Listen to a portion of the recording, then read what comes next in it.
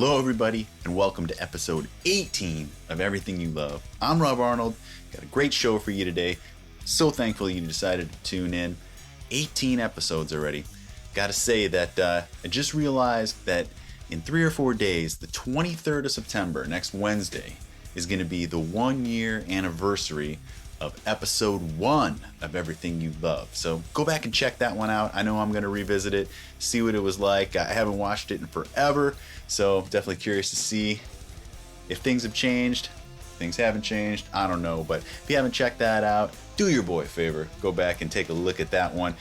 Get caught up on all the episodes. There's something cool in every single episode that I guarantee most of you can appreciate in one way or another.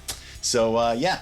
But in episode 18, got some more great questions to answer that I'm looking forward to. First, wanted to give a little update on the new studio build here that's going on. If you don't know what I'm talking about, I got a 3-part series that I've put out so far, the Studio Build Diary. I'm currently moving my studio from downtown Cleveland, Rob Arnold World Studio here, to my basement, finishing my basement and the control room, all just kind of out of necessity because of COVID and all that. But you know what? I'm really looking forward to it. The old studio now is in the past, and I'm just super excited about getting to work, getting in my new room, and just doing lots of audio and video from there. It's going to be really cool. The drywall is all now hung. Just had a meeting yesterday with the mudding guys. Those are the guys that put up all the plaster and fill in all the cracks in the drywall and cover all the screw holes, sand all that down. Paint guys coming out, trim, carpet, and then the move in. And I shall then hit record and bring you guys something fresh. So definitely excited about that. Hope you all will join me for the journey. And of course, episode 4 of that studio diary will feature everything, all the footage that I've compiled throughout the entire build from beginning to end. So we'll look forward to that. Without any further ado, let's get into the questions here. First question of the day, mechanization. What's up, gentlemen? Hey Rob, question for an upcoming Everything You Love video. What's the correct way to say Chimaira? I've heard it pronounced differently. Also, can you share the story behind the name? Cheers, bro. Well, you just heard me say it right there. Chimaira. Chimaira. Chimaira. There's also 2 other, in my opinion, totally acceptable ways to say it, and that's Chimaira and Chimera. Lots of people say that all over the world. Chimera, Chimera, totally cool with us. Again, we say Chimaira. There's some that I'm not too down with. Chimaira, Chimaira, you hear. I mean, we've heard everything under the sun. It's kind of bittersweet because we have this name that people could talk about, and that's cool. And there are so many ways that people say it and everything. So at least we're being talked about. That's awesome. But also kind of a thorn in the Achilles is a name that's hard to spell and hard to pronounce. Fortunately, it worked out for us. Thank God. But yeah, Chimaira. How it came about too, you know, all I can tell you is this. One day I'm in my kitchen and I get a phone call from the local legend Mark Hunter. He was playing a band Skipline that my young band Sanctum looked up to. Said they were starting a band and was wondering if I wanted to come try out on guitar. I said yes, I'd love to. I heard there was something going on and I'm stoked you called. I'd love to come rip with you. And I said, what's the name of the band? He said, we're thinking about calling it Chimaira. And I just remember saying to myself, okay, cool. And then I think later in time we adopted the beast, the formation of the, you know, it's a Chimaira in Greek mythology is different animals that form into one beast, you know, one powerful beast. And then we kind of adopted that's how we are, you know. We're 6 different dudes, different personalities and all that coming together to form one monster. So that is that. Next on the list, Mr. Ori Rogers. Thanks for the upload, Rob. I have been a fan since I saw you guys on Farb Club back in the day. I have some of the fondest memories of my teenage years at Chimaira shows in my hometown of Boise, Idaho, and meeting all of you guys. To this day, I'll never forget. I was so pissed. A dude I went to high school with stole your Metallica Ride the Lightning tour shirt. I think it was when you guys toured with Danzig. Glad to hear from Andals and hope the best for him and his health. Cheers again from Boise, Idaho. Yeah, the episode that Ori is referring to, Everything You Love, episode 17, where I had Andals Herrick as a guest on the show, and he talked about everything that's been going on. Check that one out if you haven't. And cheers to Boise. Always love playing there. Kind of what I think of as like a small town, quiet, but always cool shows. I love the area there. What is the place called? The Big Easy, or I don't. Maybe that's one venue, but we'd always play this one particular venue, and it's the one that he's referring to where my Ride the Lightning shirt got stolen. And about that, I always wore a Ride the Lightning shirt on stage for years. Had a puppet shirt, maybe Kill 'Em All, Metal Up Your Ass, maybe a little bit, a Damage Inc. thing. But the main one was a Ride the Lightning shirt that I wore all the time. And you get off stage, you're covered in sweat. All the dudes, all our stage clothes would be totally drenched. You get to the bus or whatever, and you throw them all in a closet, and they sit there and never have a chance to dry, and they stink. And then in 4 or 5 days they're rancid. Well, if they don't dry in 1 day, they're rancid. But anyway, so we get the bright idea. We'll get like a coat like hanging rack or whatever from Walmart. We'll just set it outside the bus during the summer, spring months, whatever, and put our clothes there to dry, thinking everything would be cool. And in this particular venue, it's a big, just kind of open parking lot, kind of buses kind of in the middle, this huge parking lot, but nobody really around. Didn't think anything of it. Hung my stuff up to dry, went and got some drinks with the dudes or whatever, come back and my shirt's gone. I knew immediately it had been stolen because the venue would let out, and now there were like people in this area kind of around just hanging out, and I remember just being like, "F you!" As if that would summon the dude who's running away with the shirt or driving away and say, "Oh man, I should turn back. Rob just realized it's gone, I'll go return it to him." But that didn't happen, and I remember being pissed that that got stolen. And then it ended up happening again a year later on the Ozfest tour, where the buses are all parked in a secure area, fenced off. Just random people aren't allowed back there. Security, that sort of thing. Same thing. Come back later in the night, my shirt's gone. So that one had to be an inside job. Who was it? Killswitch guys? I don't know. Just kidding. Anyways, but that sucked. So I don't know if I even got another Red Lightning shirt after that. I probably did. Probably picked one up, but maybe that's when I all right, I'll start wearing a puppet shirt. Anyways, yeah, man. So cool. Nativo Estudio. Hey, man.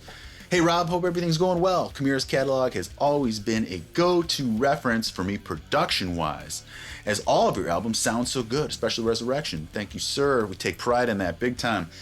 Which leads me to my question. It's kind of a three-parter. I hope that's okay. It is. Who are your favorite metal producers of all time, classic and modern? Who was your favorite producer to work with while you were in Chimaira? And third, as a producer, which were your bigger challenges or things you've struggled with? Personally, I've struggled a lot with getting crushing metal guitar tones. Cheers and rock on, dude. Well, first, I just have to say that, in my opinion, crushing metal guitar tones comes from the riff and the player. If neither of those are any good, no matter what you do, the guitar isn't going to sound good. But on the contrary, if Dimebag plays through anything, it's going to sound awesome. If you put a tiny microphone on it, it's still just going to sound awesome because the playing and the riffs are awesome. So that is just my tip. I know it's not easy to get or do or whatever, but you make the best with what you have. If the riffs are just mediocre and stuff like that, then you kind of dial it in, and it just takes experience and know-how, finding the tools that you like, narrowing it down to just a small collection of tools that you like, and then utilizing those. But my favorite producer of all time is definitely Bob Rock. The Black Album, come on. That album from Metallica, to me, is the best sounding record that exists in the world.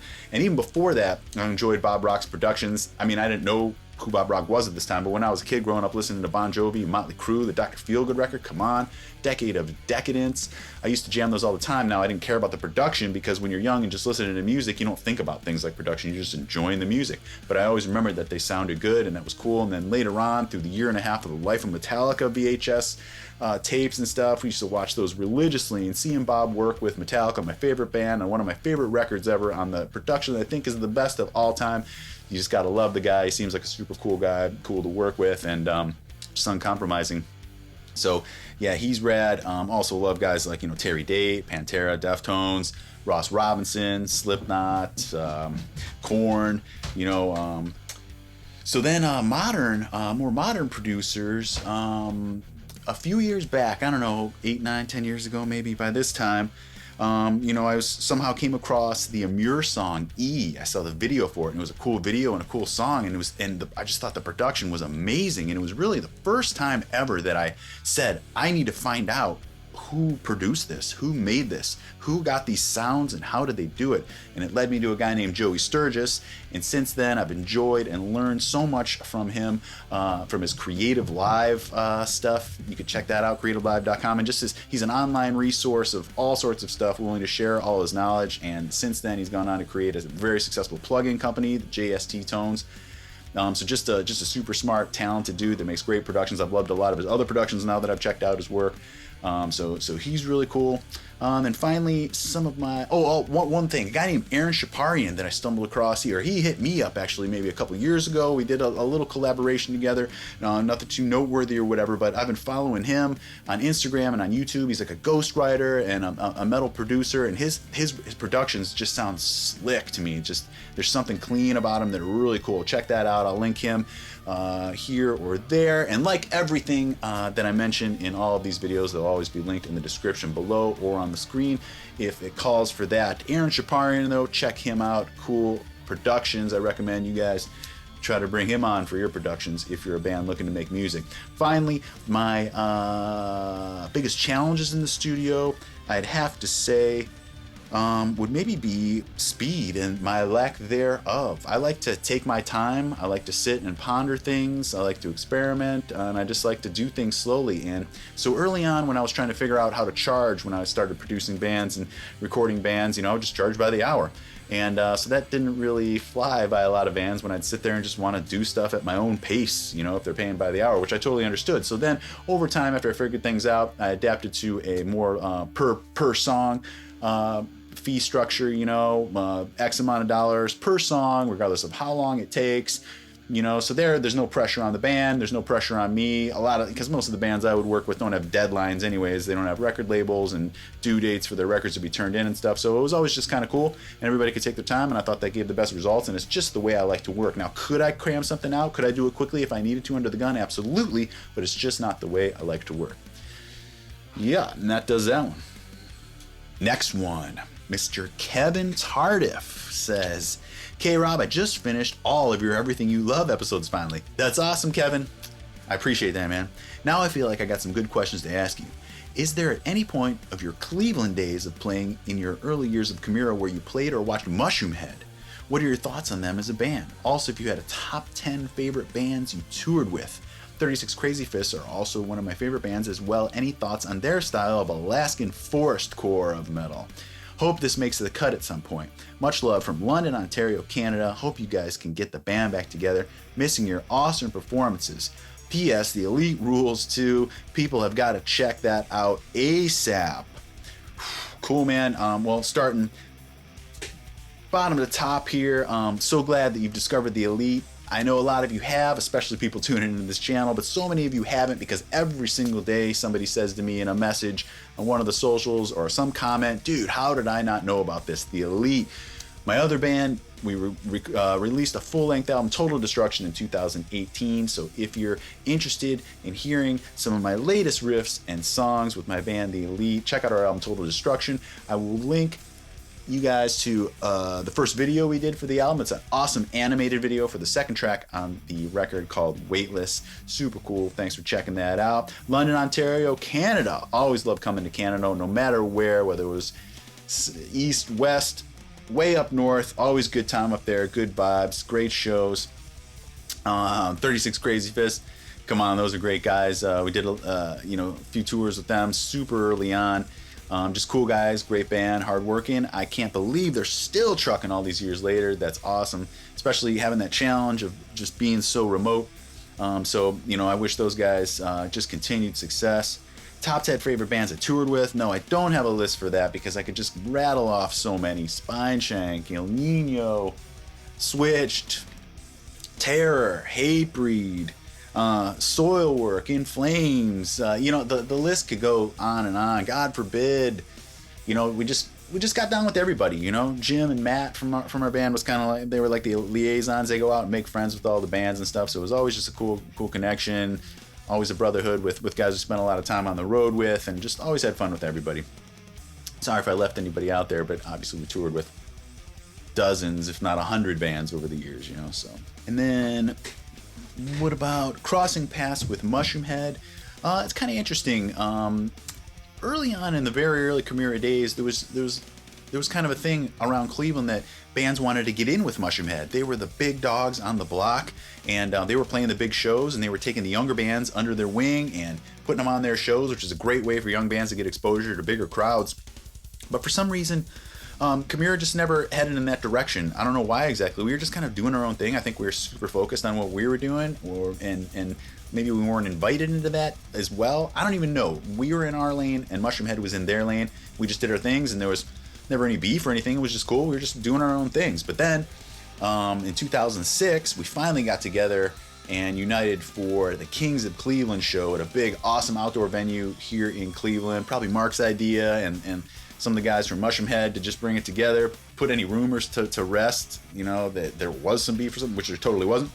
And the show was a super success, and by coincidence, I happened to just find that footage, and I've uploaded it, the Chimaira's full set, over in my Patreon community. If you're interested in checking that out and early looks at stuff, behind the scenes, all that, and you have the means or desire to see that stuff as it happens and support the channel and my productions, you can do so at patreon.com/RobArnold. Eventually, like most of the stuff I put up there early, it will make its way over here to be published publicly on YouTube. So just maybe have to wait a little bit longer, but you can eventually see that. You want to see it now, though, head over to my Patreon page and check that out. Next up, Demanufactured Soul. Hey, this is a question possibly for the FAQ videos. Hey, it made it. Did Chimaira play to a click or use monitors, and how often did you guys practice before tour?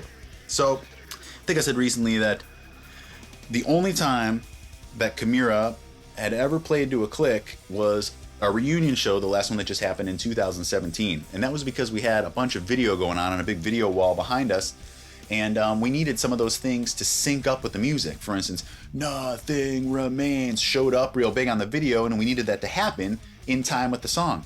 So we synced all the video to a click track, but that just went to Austin, the drummer, his in-ears. So he was the only one on a click. I've still never played a show to a click. I was just playing to Austin, who happened to be on a click, and it felt great. His feels are fantastic. So, and it was just like the album tempos. So that felt really good, and it was totally cool. But we always use our monitors, our floor monitors there, and the big side fills on the stage. And I'm just somebody that, and I know a lot of musicians are the same, where you just like to feel that music, and you need to feel the crowd and your guitar coming up from you and from the floor monitor, and hear that nice and loud. I need to, at least. And a lot of guys that wear in-ear monitors to hear isolated mixes and exactly what they want to hear in their ears, they'll still have the monitors on the floor because they still like that feeling. Sometimes if you're just totally isolated on your own, it could be weird playing a concert that you've been used to playing a certain way for years, hearing that interaction and all the loud volumes and all that. So while I've never even tried playing on in-ears before, which I hope to one day, I just enjoy the monitor process, the monitor sound down on the floor there for me. Oh, and how often do we practice before the tour? Well, I would say during Chimaira's prime, we were just always busy. It was basically, from one tour to the next all the time. So basically just in between tours, we were still coming to jam every single day, and we just kind of maybe rehearse the songs that we had picked out, in what order, what we were going to do in between songs, the transitions, how we would end them and begin new songs, where Mark was going to talk, take little tuning breaks, things like that. We would plot all that kind of stuff out and then practice it in that order. But we were just always practicing, always rehearsing. So, but then times where, especially later on, where maybe we did have more downtime and we'd come back to jam, it would always be at least 10 days, 2 weeks to really go over everything. And just kind of solidify things. But during that prime, like I mentioned, we were kind of just a well-oiled machine that just needed just a quick refresher on maybe a song we hadn't played in a while or something like that. But for the most of the time, for the most part, we were ready to go all the time. Luke Knudsen, welcome back, Luke. I had a few questions for your next Everything You Love video. How would Chimaira construct a set list, and when to throw in the obscure track in the set list? I see set lists from favorite bands of mine, and some of them just did the same set list over and over and over again. I think it's pretty awesome how Metallica just randomly changes their set every other show. Also, is Elite gonna do any more music down the road? I got your CD in the mail a few weeks ago, and I'm just obsessed with the album. So damn good. Thanks, Rob. You rule. You rule, Luke. And another Elite mention there. That's awesome. Again, I recommend everybody that hasn't checked that out, check that out. Will we make new music? TJ and I were just talking about it the other night. I obviously have so many other things on my plate that I've promised you beforehand, music that I need to complete with Andals, my Arnold and Shaq album. I got another Secret album on the way. Just a couple other things as well. My list is gigantic, and adding this whole build that I've going on right now, everything's been pushed back. But as soon as I get in my new room, I can't wait to get to work on all that kind of stuff. And TJ and I were just talking that, yeah, we definitely want to make new music together. Obviously, COVID's played a big factor in everything too. But there will be New Elite at some point. Again, if you haven't checked that out, do that. If you decide you didn't want to check out Weightless, check out My Last Murder, one of the biggest bangers from the album. Super heavy. It's a great introduction. And when people ask about the Elite, I generally steer them in the direction of My Last Murder to check out first. But as far as the set list, honestly, I'd say Chimaira's pretty guilty of being one of those bands that played the same set list all the time. And I'm to blame for that a lot. Mark was always wanting to throw in different songs here and there. He was always wanting to try random ones, and that's where we'd butt heads. Not in a bad way, but I wanted to be so tight with everything all the time. I wanted to be well rehearsed. I wanted to play songs that we knew well, that we could play in our sleep, play with our eyes closed, that we knew the ins and out of, like those transitions I talked about, all that. And when you introduce a new song, there's just room for error if you didn't have time to rehearse that properly. So a band like Metallica is in a great situation. They're very fortunate where they have a separate room with a separate crew that sets up separate gear where they can just jam in there, their tuning room as they call it, and they can rehearse any song they want. If we had that luxury, we would have definitely done that, but we didn't have that luxury. We had to prepare the songs we were going to play before the tour. Sometimes we'd say, oh, we'll try to prepare this song in sound check.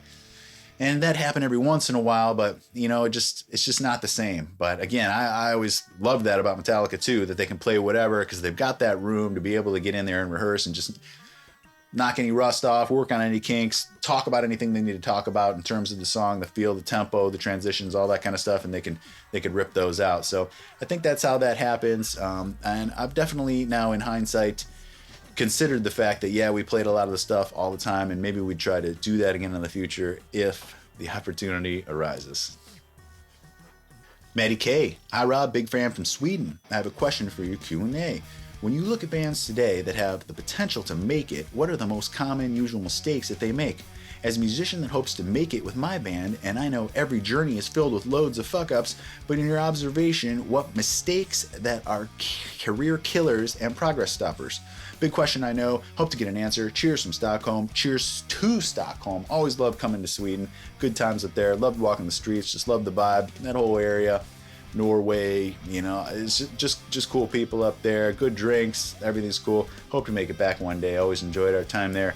The biggest mistake, I don't know, not a mistake, but career killers and progress stoppers is not everyone being 100%. Not everyone being on board totally. The commitment that it takes.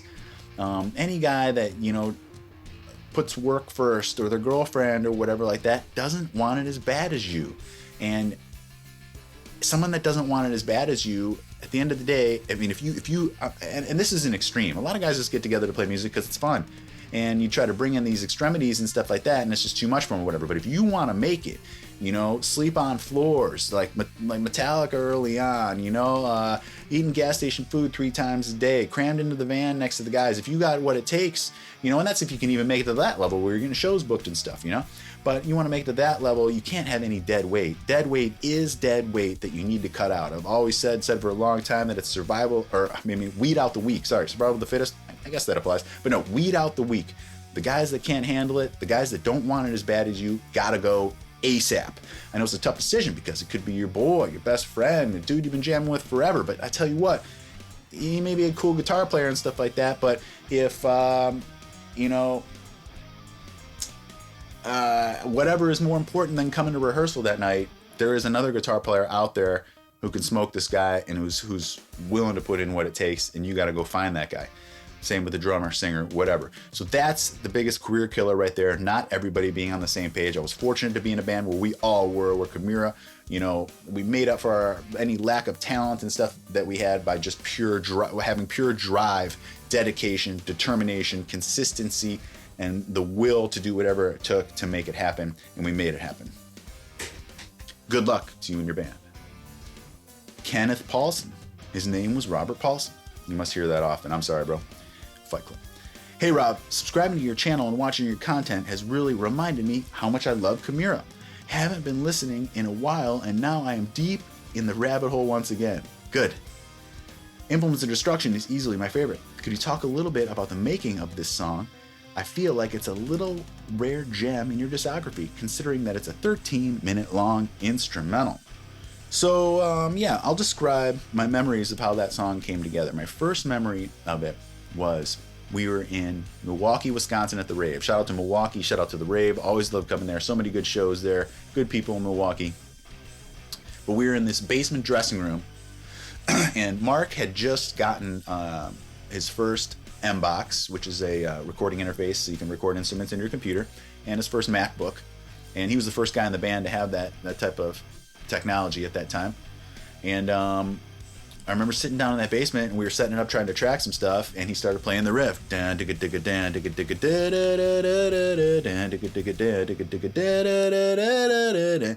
that was cool. We knew we were onto something with that. Great riff. We laid that down.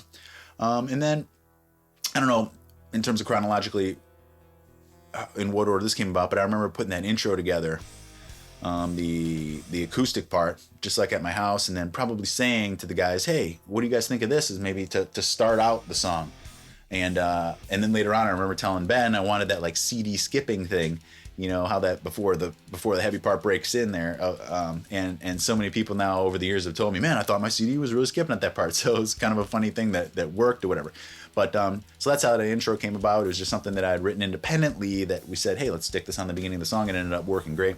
And then, you know, throughout the months, being at a rehearsal spot, and this is our old rehearsal spot, like pre-dehumanizing process DVD rehearsal spot stuff that you guys have seen. This is back in like maybe stuff you could see in Farm Club footage. It's available on the Marcus channel. You can see that. We wrote all the pass out stuff in there and did the pass out of existence cycle, and then about half of the Impossibility record, including working on Implements of Destruction. And I could just recall sitting around, kind of standing around in a circle, me, Mark, Jim, and Matt, and just kind of working out riffs.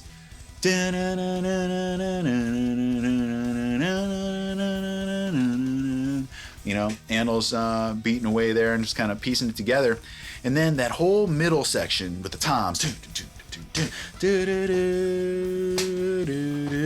I want to say that came from this like improv jam that we would do live in the middle of the song Jade from Pass Out of Existence. Like when we played Jade live during the Pass Out cycle, we'd go into this just kind of impromptu jam thing. Another one of Mark's ideas. He liked bands like, I don't know if it was maybe like Tool or something like that, who would just kind of go off in these tangents. They'd be playing one of their album songs, but instead of playing it exactly like on the album, they'd go off in these tangents, these like 10-minute just jams. And so we used to just do that in the song Jade. And that's how we built some of these cool melodies and started developing like just live night after night. Oh, that was cool when we hit this note. That was cool. Let's remember that, you know, sort of thing. Then we took that whole jam and kind of brought it into Implements of Destruction. And I want to say it became that middle part, you know, and I hope my memory is right about this. I'll have to confirm it with Mark. Perhaps I should have asked him beforehand what his memories of it are. But so yeah, just kind of piecing it together like that. And one last thing about it is that at first, I don't think we set out to make it an instrumental. I think it just kind of at some point, Mark was like, hey, you know what? As I'm thinking about this song at night, you know, it's length, everything like that. I'm not really feeling any like vocals to it and stuff. I'm thinking about making it an instrumental. And I remember being like, cool, sounds good to me. Obviously, we're all huge fans of the Metallica instrumentals, and so that was cool. And our homage to them. And there's a little part we even the dun dun dun dun dun dun. For in Implements that we kind of jacked from Shortest Straw. They did the same thing, a little faster. Shortest Straw. So there's little parts, so you can pick up on that from Implements that are kind of homage to that, you know, while putting that together. So anyways, glad you liked that one, man. Mike Swanson. I was wondering how you got involved in management and if you managed any bands other than STEM. Also, if your affiliation with them remained after TJ. So STEM is a band from Buffalo that TJ, the singer of the Elite, sang for a while. No, I've never managed any other bands. That was just kind of an experiment. When I, you know, this was probably around the self-titled era. I was friends with the STEM guys. I had met TJ. He was actually a guitar tech for El Nino back on the Pass Out of Existence cycles, and we remained friends. And then when he joined STEM, you know, we started talking and trying to help those guys out. And I said, hey, you know what? I've got enough experience here. I want to spread out my wings here in the industry and start managing bands. And STEM, I think I can help you guys out and be your manager and get big things going for you. And you know, let's get huge. So my intentions were good, but it ended up just being way more than I could possibly handle. I got out of it as fast as I got into it. In all honesty, managing a band is far more pressure, stress, work, commitment than I ever imagined. And I want to give not only an apology for all the bullshit we put our managers through, but props to our managers for just dealing with bands and egos and destroying stuff and money issues and constant partying, complaining and fighting and just dealing with everything the managers have to deal with it all of a sudden. I mean, and STEM didn't have any of those really, you know, but still just the amount of pressure, because they expect you know, if you're managing a band, they expect you to make things happen for them all the time. And I was just like immediately like, whoa, I wasn't anticipating this. So I apologize to those guys that I had to dip out, but I respectfully dipped out right away. And, you know, they were still cool, and we're obviously all still friends and everything, but it's tougher to manage a band than you think. And I got slapped in the face with that reality stick real quick. One last one here from Gallbladder Beater. What a name. Rob, I've been a fan of yours since Pass Out of Existence. I only recently came across your YouTube channel, and I'm glad I did. It's cool to see how happy you seem continuing your musical endeavors. I met you a lifetime ago in New York at the Irving Plaza. You were ultra cool. Thanks for being awesome. So during the construction of your new home studio, are you going to use most of the same equipment that was in your old studio? Are there any new studio gear changes, updates, and what's one piece of studio gear that you swear by, besides obvious PB amps and ESP guitars? Thanks, bud, and take care. Gallbladder Beater, thank you, man. Thank you for support over the years. I'm glad that things went cool back at Irving Plaza. Good shows there, man. A lot of good memories from New York City there. Right now, my plan, no new gear. I haven't acquired anything. I've actually been getting rid of gear a little bit. I plan to take my same setup that I just have had dialed in and working great for my workflow from that studio and just moving it all down here. I've kind of got a stripped down version of it that I'm working on right now in my basement here. Just my computer and my Apollo interface, no monitors. I've just been working on headphones for the little bit of audio stuff I've been doing. So it'll be nice to get back on monitors, get my mixer back too, instead of just taking chords in and out of stuff like that. I have a nice just Allen Heath Mix Wizard that's, you know, just uses my control station for all my monitoring. It'd be nice to get that back. It'll be nice to have some room to spread out. It'd be nice to set up my guitars again, get an amp set up, all that kind of stuff. But really nothing like that. I've sold off all my outboard gear, my preamps. I had some UA stuff, some Vintech stuff, some Focusrite stuff. I ended up selling all that because I'm just working in the box, as they say. And that's what I find you can do, which leads me to the answer to your question about what I think my most important piece of studio gear is, and that is the computer. You know, you don't need anything else. Dudes are making records, you know, just completely in their computer. Especially just if you're using virtual instruments, you don't even need an interface. And again, for people that don't know, an interface is what interfaces the ability of turning, well, never mind, I won't get too complicated. It's so you can plug a guitar into your computer and record sound, or a microphone. You know, so, but you don't even need that if you're using just instruments, you know, within your computer. Macs all come with GarageBand, which is a great program that you can do anything that you need to with, and really introduces people to the concepts of recording. And then you can graduate to their senior program, Logic. You know, you can get Reaper for either Mac or Windows for free, totally. And all those are all just digital audio workstations like Pro Tools, Cubase, Ableton, Reaper, you know, stuff like that. They all just pretty much do the same thing. They just have different controls, different names of things, all that. So and I'm a Pro Tools user. I love Pro Tools, and it's just what I learned on. I'm sure if I would have learned on Cubase, I would prefer Cubase. It's just kind of how it is. But you know, I have I've been using Macs for years now. My main studio computer is a 27-inch iMac. And it's been great. It's getting older now. I've had it since 2011, and it's still cooking. It's going strong. It's starting to have some capability and compatibility issues that are bogging it down at times. For the most part, it's still doing what I need. But that's actually on my list. A brand new sick ass iMac is what I'm after next. So I mean, hey, if you're already looking for Christmas ideas for me, you know, there you go. There's the main one. Hook a brother up. Just kidding. So yeah, man, the computer, best piece of gear out there. Like I said, dudes are making full records on them. Now, do they sound as good as, you know, going into a full big blown studio? It all depends on the player and the songs, you know. who's that chick that everybody's digging right now? She's got big hits and all that and everything. Supposedly she's made that whole record in her basement. Just, I don't know. I wish that would have sounded better if I knew who I was talking about, but I don't. Anyways, guys, that's going to wrap this one up. Thanks for bearing with my rambling here. I'm extra talkative today. And if you made it this far, I totally appreciate it. Give the video a thumbs up if you liked it. Consider subscribing to the channel if you haven't already. Check out my guitar instructional DVD. Check out my custom Kemper profile pack with tonecrate.com for those classic Chimaira tones. Thank you so much to all my Patreon supporters. Again, if you're interested in checking that out, getting your name in the videos below, supporting the channel at greater means, you can do so at patreon.com/RobArnoldWorld. Thank you guys so very much. I'll see everybody soon. Tremendous pressure bearing down. Just a reflection in the eye.